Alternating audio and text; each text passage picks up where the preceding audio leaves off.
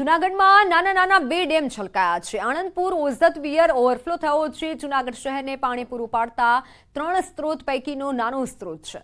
Anandpur Ozat wear Bhesan તાલુકાના કિરાળાનો Uben wear પણ overflow થયો છે। બંને નાના ડેમ ઓવરફ્લો થતા ખેડૂતોમાં ખુશી પ્રસરી છે। જિલ્લાના પ્રથમ 2 નાના ડેમ ઓવરફ્લો થયા છે।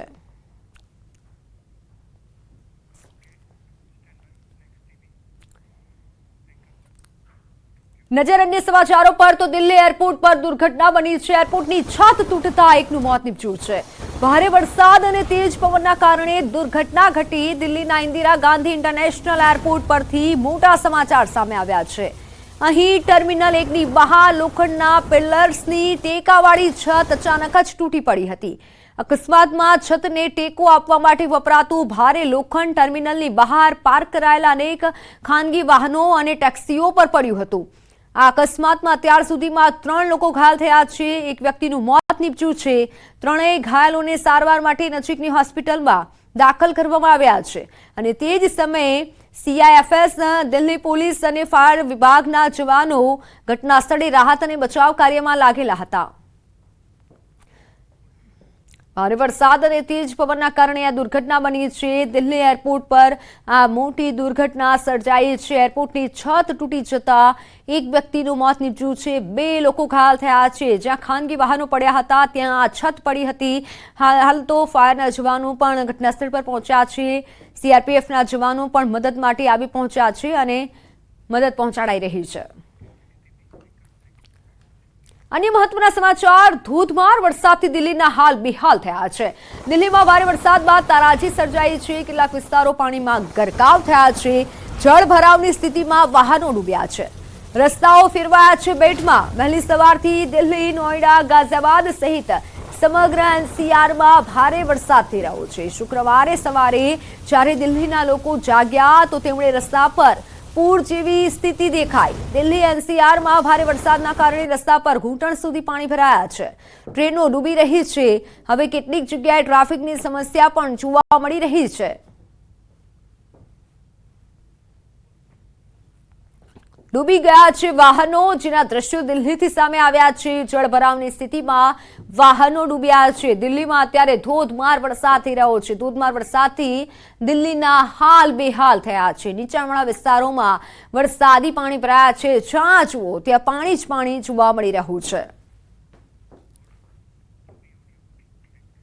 इस वक्त हमारी मौजूदगी है दिल्ली के मिंटो रोड पे। पहले मैं आपको तस्वीरें दिखा रही हूँ कि किस तरीके से कनॉट प्लेस से सारा पानी बहकर जो है वो उस ढलान की तरफ जा रहा है। और अब आप तस्वीरें देखिए मिंटो रोड ब्रिज की। जी हाँ, जलमग्न हो चुका है मिंटो रोड का ब्रिज। बैरिकेड का केवल अगर आप बहुत ध्यान से देखेंगे तो एक ऊपर की जो लाइन है पीले रंग की, पीले ऊपर का जो पिलर होता है वो देखने को मिल रहा है। पोल जो होता है वो देखने को मिल रहा है। इसके अलावा सब कुछ डूब गया है। पीछे जो आपको डार्क ऑरेंज कलर में दिख रहा है वो एक छोटा ट्रक है। ये दूध का कंटेनर है जो इसमें डूब चुका है और जो पानी ही पानी आपको नजर आ रहा है। बताया जा रहा है कि इसके अंदर एक गाड़ी भी डूब चुकी है। ये तस्वीरें हम आपको मिंटो रोड की दिखा रहे हैं। मिंटो रोड का ये ब्रिज है जहां पर आप देख रहे हैं कि पानी लगातार भरा हुआ है। इस तरीके की तस्वीरें मिंटो रोड में होना आम है, लेकिन कुछ घंटों की बारिश के बाद दिल्ली में मिंटो रोड की ये तस्वीरें आपको दिखा रहे हैं जो कि पूरा भर गया है। पूरा यातायात जो है उसको स्टॉप कर दिया गया है। यहाँ से अब कोई ट्रैफिक फ्लो नहीं हो रहा है। एक साइकिल, एक कार, एक छोटा कंटेनर, एक जो छोटा ट्रक है वो इसके अंदर फिलहाल डूबे हुए नजर आ रहे हैं। कैमरा पर्सन जयपाल रावत के साथ प्रियंका कांडपाल, न्यूज़ 18 इंडिया, दिल्ली। तो राजस्थानना घणा भागोमां भारे वरसाद थई रह्यो छे। राज्यना राजसमंद जिल्लामां जोरदार वरसादथी घणा भागोमां पाणी भरावानी समस्या उभी थई। बपोर बाद तेज पवन अने गाजवीज साथे वरसाद पड्यो हतो। तेज पवन फूंकाई रह्यो छे राजस्थानमां पण अत्यारे भारे वरसादथी अलग अलग जिल्लाओमां वरसाद थई रह्यो छे। पाडोशी राज्य राजस्थानमां वरसादी माहोल यथावत छे। राजसमंदमां भारे वरसादना कारणे वाहनो डूब्या हता। નીચાણવાળા વિસ્તારોમાં વરસાદી પાણી ભરાયા હતા। લોકોના હાલ બેહાલ થયા છે। વાત દ્વારકાની દ્વારકાના ભાડથર ભીંડા ગામે તંત્રની લાલિયાવાડી સામે આવી છે। ભાડથર ભીંડા ગામને જોડતા માર્ગનું કામ પૂર્ણ ન થતા ચોમાસામાં લોકો પરેશાન થયા છે।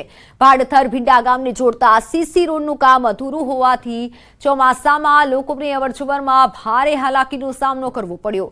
રસ્તા વચ્ચે વરસાદી પાણી ભરાતા લોકોને અવરજવરમાં હાલાકી પડી। ચોમાસા પહેલા કામગીરી પૂર્ણ ના થતા આખરે લોકોને હાલાકી ભોગવવી પડી રહી છે।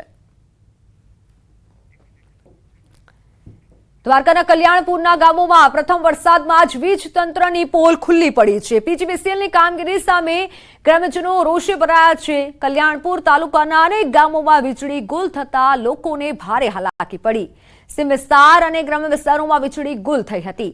4 દિવસથી વીજળી વિના લોકોને હાલાકી પડતા કલ્યાણપુર પીજીવીસીએલ કચેરીએ રજૂઆત માટે લોકો પહોંચ્યા હતા।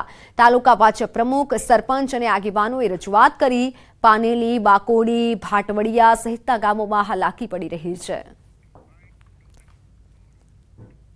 સતત 4 દિવસથી આ 2 છાંટા વરસાદના પડે અને પરબારી લાઇટ વહી જાય છે। 4 દિવસથી આ લાઇટ નથી। ધીમે ધીમે વરસાદ ચાલુ છે।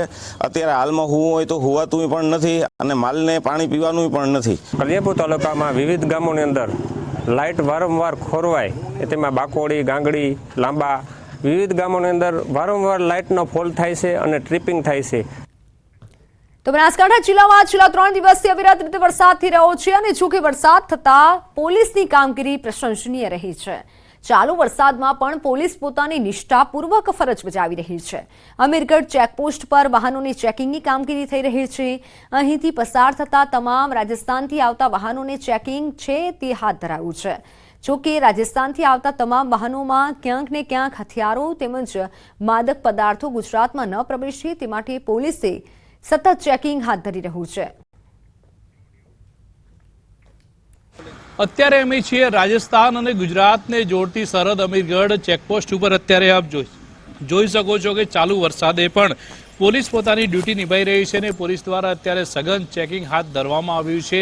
હવામાન વિભાગની જે આગાહી આપવામાં આવી હતી તેને લઈને અત્યારે વરસાદ શરૂ થયો છે અને વરસાદ શરૂ થતાની સાથે જ અત્યારે પોલીસ પણ એક્શનમાં જોવા મળી રહી છે અને પોલીસ દ્વારા જે છે અત્યારે ચેકિંગ અત્યારે હાથ ધરવામાં આવ્યું છે। રાજસ્થાન તરફથી જે ગાડીઓ ગુજરાતમાં આવે છે તે તમામ ગાડીઓને પોલીસ દ્વારા ચેક કરવામાં આવી રહી છે અને તે બાદ જ ગુજરાતમાં પ્રવેશ આપવામાં આવી રહ્યો છે। ચાલુ વરસાદે પણ પોલીસ પોતાની ડ્યુટી નિભાવી રહી છે।